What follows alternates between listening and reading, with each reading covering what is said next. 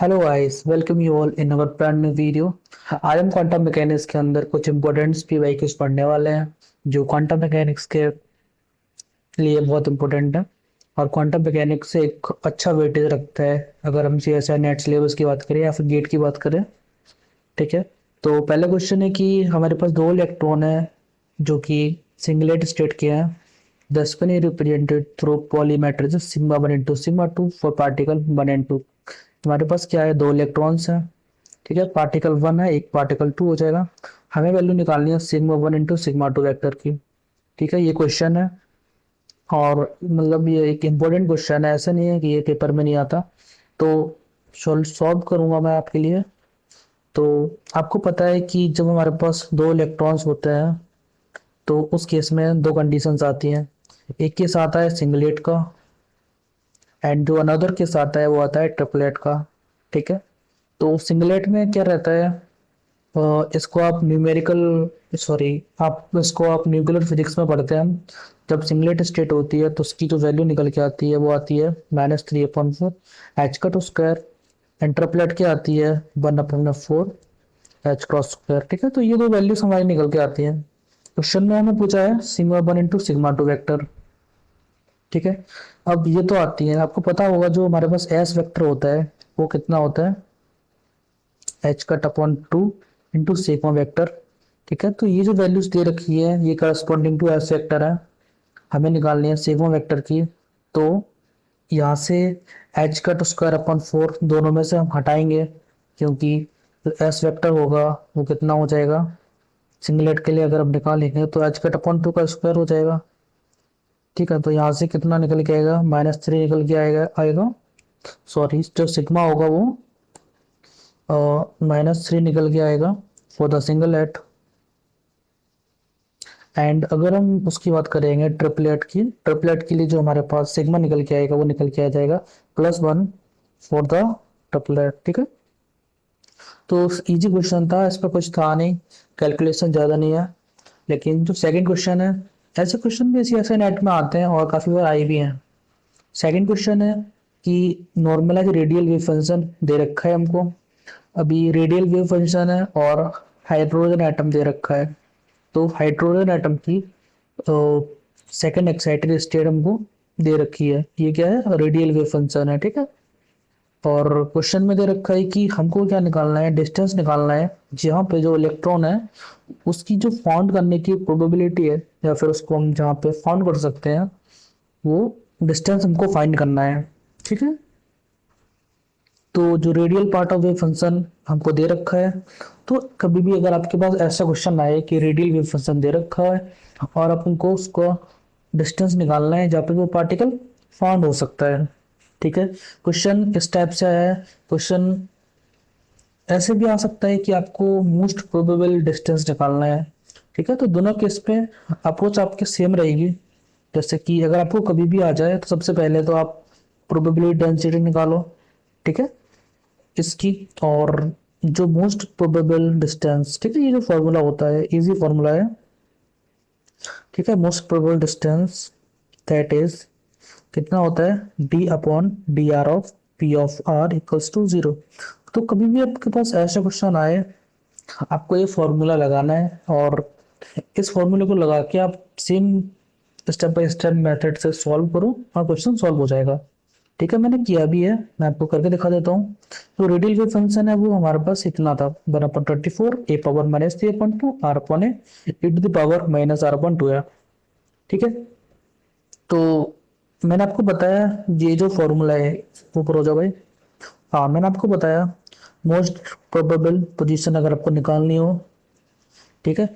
आपको कभी भी ऐसी कोई पोजीशन निकालनी है तो आप हमेशा इसी को यूज करना, d/dr of p of r equals to 0। तो r हमें पता है, हमें p ऑफ r निकालना है, that is r square into r का मॉड स्क्वायर। ठीक है। अब जो हमारे पास रेडियल वेव फंक्शन है इसका मॉड स्क्वायर करेंगे। ठीक है, तो R square upon A square हो जाएगा और ये दोनों आपस में कैंसिल हो जाएंगे।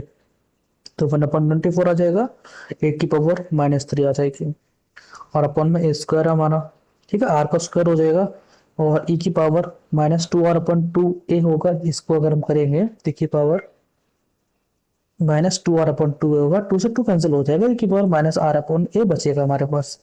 अब हमारे यहाँ पी आर फाइंड हो जाएगा। उसके बाद हमको क्या करना है, D upon D R of P R निकालना है, ठीक है, और उसको जीरो को इक्वेट करेंगे तो कितना निकल के आ जाएगा, D by D R of. अब जो हमारे पास ये पार्ट आया है इसको हम क्या करना है, डिफरेंशिएट करना है विद रिस्पेक्ट टू आर, और उसको जीरो को इक्वेट करना है। तो हम क्या करेंगे, जो भी कांस्टेंट है हम उसको इक्वल टू जीरो कर देंगे, है ना, जीरो से मल्टीप्लाई हो जाएगा तो क्या हो जाएगा, जीरो बचेगा हमारे पास। अल्टीमेटली हमारे पास कितना टर्म बचेगा, ए की power minus R upon A R square. अभी हमें सिंपली ये जो फंक्शन दे रखा है इसको हम डिफरेंशिएट करना है, ठीक है। अभी डिफरेंशिएट करना आपको आता होगा, आप नेट की तैयारी कर रहे हो, आप गेट की तैयारी कर रहे हो, तो ये चीज़ आपको आती होंगी, ठीक है। तब भी मैं आपको करा देता हूँ, दिखा देता हूँ, ठीक है। तो हम क्या करेंगे, e की power minus R by A and R square, ठीक है, इसको डिफरेंशिएट करेंगे। तो एक्सपोनेंशियल फंक्शन को जब हम डिफरेंशिएट करते हैं तो हमें क्या मिलेगा, एक्सपोनेंशियल ही मिलेगा। लेकिन फिर हम इसको डिफरेंशिएट करेंगे minus of R upon A, then R की जगह वन आ जाएगा एंड वन बाई ए इसमें साथ में आ जाएगा, ठीक है। फिर हम क्या करेंगे, एक्सपोनेंशियल माइनस आर बाई ए को डिफरेंशिएट नहीं करेंगे, बल्कि आर की पावर फोर को डिफरेंशिएट करेगा तो फोर आर क्यूब आ जाएगा। इसको जीरो को इक्वेट करेंगे एंड अभी e की power minus R by A, e की power minus R by A common लेंगे, equal to zero into zero zero हो जाएगा। तो हमारे पास कितना हो जाएगा, one by A equal to four R cube, जहाँ से हमारा आर क्यूब निकल के आ जाएगा वन अपॉन फोर ए, ठीक है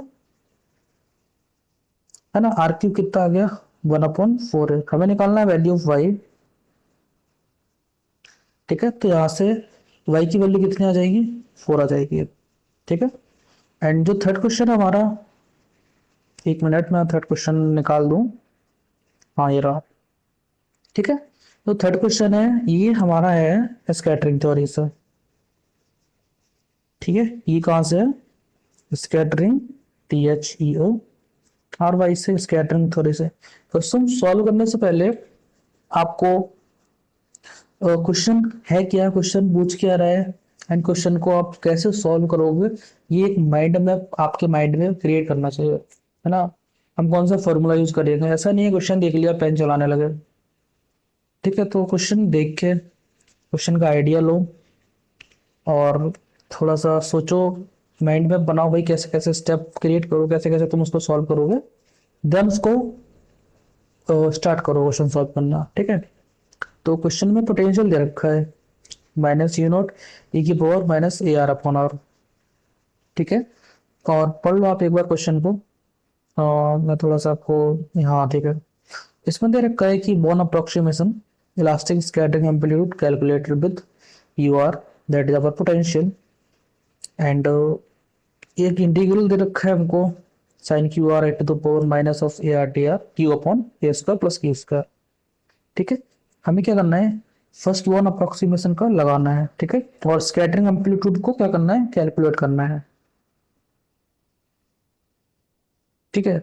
अभी आपके माइंड में फॉर्मूला आना चाहिए कि भाई स्कैटरिंग एम्पलीट्यूड क्या होता है, ठीक है। तो scattering amplitude is nothing but this F theta phi equals to minus two M upon H cut square Q integrating from zero to infinity R into the potential sine Q R D R. इस फॉर्मूले को हमें रखना है और इसमें potential की value रखनी है और उसको इंटीग्रेट करना है, ठीक है। ज़्यादा कुछ है नहीं इस क्वेश्चन में, लेकिन अगर आपने स्कैटरिंग थ्योरी नहीं पढ़ी होगी तो आपको नहीं पता होगा, ठीक है।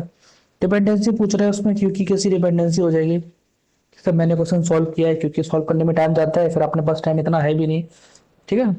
तो हमें अपना फॉर्मूला पुट करेंगे minus two M upon H cut square Q integrating from zero to infinity R U R sine Q R D R. जो फॉर्मूला है F theta phi that is our scattering amplitude, इसमें हम क्या करेंगे, ये जो potential है इसकी वैल्यू पुट करेंगे, ठीक है। पोटेंशियल क्या देखा क्वेश्चन में, minus you not upon R E की पावर माइनस आर अपॉन ए, ठीक है। तो जब हम माइनस से माइनस क्या हो जाएगा, हमारा कैंसिल हो जाएगा and two M unit upon H cut square Q integrate करेंगे हम e की power minus R by A sine Q R D are.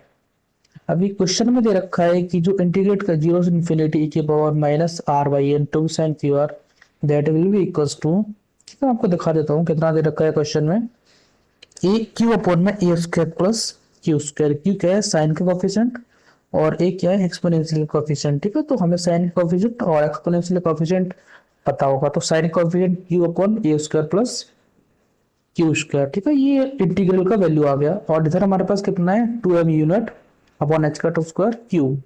तो हम क्या करेंगे 2m unit upon H cut square, इस क्यू से ये कैंसिल हो जाएगा, है ना। हमारे पास क्या बचेगा 1 upon A square plus Q square.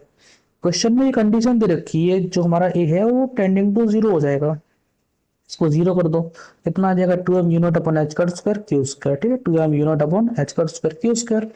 अब हम देख लो F theta five that is our scattering amplitude, ठीक है। और ये क्यू स्क्वायर, इसकी डिपेंडेंसी क्या हो जाएगी, ठीक है, एफ थीटा फाइव, ठीक है, that will be proportional to 1 upon में Q square, and we can also say F theta five is proportional to Q की पावर -2, ठीक है। That is our way to solve the questions, ठीक है। अभी fourth question देखेंगे। Fourth question में दे रखा है बंडी बॉक्स, ठीक है, one D infinite potential well, well की बाउंड्री कहाँ पे है, सॉरी हाँ x इक्वल टू 0 पे and x equal to l पे, तो लेंथ कितनी हो जाएगी, फ्लो l हो जाएगी बॉक्स की, ठीक है। Length will be l, that is our length of box, ठीक है। The system is perturb as shown the figure. अभी क्वेश्चन में क्या दे रखा है कि पर्टर्वेशन दे रखा है, यहां से ये क्या है पर्टर्वेशन, ठीक है। और हमें निकालना है first order correction to energy, मतलब एनर्जी में फर्स्ट ऑर्डर करेक्शन फाइंड करना है हमको, क्वेश्चन हमको फोर ये बोल रहा है, ठीक है ना। तो अभी हम सबसे पहले जो हमारा फर्स्ट स्टेप है इस क्वेश्चन को देखें, हमें ये पता होना चाहिए कि जो पर्टर्वेशन दे रखा है आपको यहाँ से यहाँ तक, इसका वैल्यू क्या है, ठीक है। मतलब जो v है हमारा पोटेंशियल है या पर्टा पोटेंशियल, वो क्या है, ठीक है। तो ये क्या है स्ट्रेट लाइन है, तो यहाँ पे स्ट्रेट लाइन की इक्वेशन होती है y इक्वल्स टू mx, ठीक है। m क्या आता है हमारे पास स्लोप होता है, ठीक है। m क्या होता है स्लोप होता है, तो स्लोप कितना है यहाँ पे v नॉट अपॉन l, ठीक है। ये हमारे पास क्या हो जाएगा स्लोप हो जाएगा, तो v naught upon l into x. तो जो हमारा पोटेंशियल है ये क्या है पर टर्म पोटेंशियल, PURTUPED पर टर्म पोटेंशियल, ठीक है। तो जो मेन टास्क था वो यही था कि आपको पर टर्म पोटेंशियल निकालना आना चाहिए, जो कि कितना निकल के आ जाएगा v not X by L. अब क्वेश्चन में दे रखा है कि हमें फर्स्ट ऑर्डर करेक्शन निकालना है एनर्जी के अंदर। अगर आपको ये फॉर्मूला नहीं पता, आपको ये पता होना चाहिए कि फर्स्ट ऑर्डर करेक्शन कितना होता है, कि परम that will be equals to N into H P into ket of N, ठीक है। ये होता है हमारे पास first order correction in energy, ठीक है। और ये जो फॉर्मूले जितने भी हैं ये आपको पता ही होना चाहिए, तो first order correction in energy. अगर आपको नहीं पता है तो आप मेरा पुराना वीडियो देख लो, मैंने शॉर्ट नोट बना रखे हैं, तो आप उससे याद कर लेना, ठीक है। तो E prime equals to bra of N into में H P into ket of N, H P की जगह पे हम पुट करेंगे V naught X by L, V naught X by L, E prime equals to V naught by L N into X into N, ठीक है। अब ये term क्या है that is the expectation of X, है ना। इसको आप सॉल्व करोगे वेव फंक्शन से तो टाइम लगेगा, है ना, लेकिन सीधा शॉर्ट ट्रिक लगाओ आप, ठीक है। इसकी क्या होती है शॉर्ट ट्रिक होती है, ठीक है। जो x होता है और उसका जो एक्सपेक्टेशन वैल्यू होता है बंडी बॉक्स के अंदर, वो कितना होता है l अपॉन टू, लेंथ का हाफ होता है, ठीक है। Expectation of x that will be equals to में l अपॉन टू, तो v0 अपॉन l हमारे पास कांस्टेंट में था, l अपॉन टू हमने इसका वैल्यू निकल के आया, है ना। और ये हमेशा ट्रू होता है l अपॉन टू, जो मैं आपको बता रहा हूँ, ठीक है। और इसका रीजन मैं बता देता हूँ, तो जो हमारी एनर्जी निकल के आ जाएगी वो इतनी निकल के आ जाएगी, एल से एल कैंसिल हो जाएगा, energy that will be equals to V naught upon two, okay, ठीक है। तो इसका जो रीजन होता है कि जो बंडी बॉक्स होती है पार्टिकल की जो एवरेज वैल्यू होती है वो उसकी मिड में होती है ना। इसी वजह से जो उसका एक्सपेक्टेशन निकल के आता है वो L/2 निकल के आता है, ठीक है।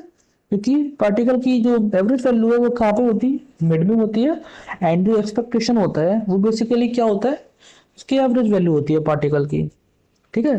तो ये था क्वेश्चन नंबर 4, है ना। क्वेश्चन नंबर 4 अगर आप एक बार देखोगे तो देखने में थोड़ा सा स्कैरी सा लग रहा है कि भाई बॉल बॉल पोटेंशियल दे रखा है और बीच में एक पर्टर्बिशन पार्ट दे रखा है, हमें एनर्जी करेक्शन निकालना है। फर्स्ट टाइम कोई इसको देखेगा तो उसको लगे क्या क्वेश्चन है, बट क्वेश्चन में कुछ नहीं है ना, 2 मिनट का भी क्वेश्चन नहीं है। ठीक है, उसके बाद आप क्वेश्चन नंबर 11 पढ़ लेते हैं हम। ठीक है, 3-4 क्वेश्चन करेंगे, आधे घंटे में खत्म करेंगे। Hydrogen atom in orbital angular momentum state cat of L and m equals to 1। ठीक है, L vector lies on a cone which makes an angle of 30 degree with respect to z axis and the value of L। Question क्या कह रहा है? Question अब दे रखा है कि हाइड्रोजन एटम के अंदर जो L वेक्टर है, ठीक है, वो एक क्या कर रहा है, कॉन में लाई कर रहा है जो कि 30 डिग्री एंगल बना रहा है जेड एक्सिस से। मान लो कि ये हमारी बात सॉरी, ठीक है, तो हम जेड एक्सिस बनाएंगे और ठीक है, ये हमारी क्या हो गई, जेड एक्सिस हो गई। ठीक है, that is our Z axis. Okay, question is saying L vector lies on a cone which makes a half angle 30 degree. अब ये क्या है हमारे पास, कोई वेक्टर है। ठीक है, ये हमारे पास क्या है, एल वेक्टर है जो कितने डिग्री पे है, 30 डिग्री पे है। ठीक है, तो ये जो कंपोनेंट हो जाएगा ये हो जाएगा एल जेड। ठीक है, तो क्वेश्चन हमें क्या निकालना है, एल की वैल्यू निकालनी है कि एल की वैल्यू क्या हो जाएगी। ठीक है, क्वेश्चन नंबर 11। ओके, तो क्वेश्चन नंबर 11 ये रहा अपने पास। मैंने आपको पता है ये एल वेक्टर है जो कि 30 डिग्री एंगल बना रहा है जेड एक्सिस से। क्वेश्चन में इतना दे रखा है, एक एल वेक्टर है जो जेड एक्सिस से 30 डिग्री एंगल बना रहा है और हमें फाइंड करनी है एल वेक्टर की वैल्यू कितनी होगी। ठीक है, फर्दर मूव करते हैं हम कि एल वेक्टर की वैल्यू निकालते हैं। ठीक है, तो ये फॉर्मूला जो मैं आपको बता रहा हूँ, L Z equals to L cos theta, ये फॉर्मूला आपको एकदम फिंगर टिप्स पे होना चाहिए, आपको जबान पे होना चाहिए। बहुत ही इंपॉर्टेंट फॉर्मूला है और बहुत ज्यादा यूजफुल है क्वांटम मैकेनिक्स के अंदर, न्यूक्लियर फिजिक्स के अंदर, एटॉमिक के अंदर, सॉरी न्यूक्लियर फिजिक्स नहीं, एटॉमिक के अंदर इससे बहुत क्वेश्चन सॉल्व होते हैं। ठीक है, तो एल जेड हो जाएगा L cos theta. L Z की वैल्यू पुट करेंगे M H cut that will be equals to under root of L L plus 1 into H cos theta.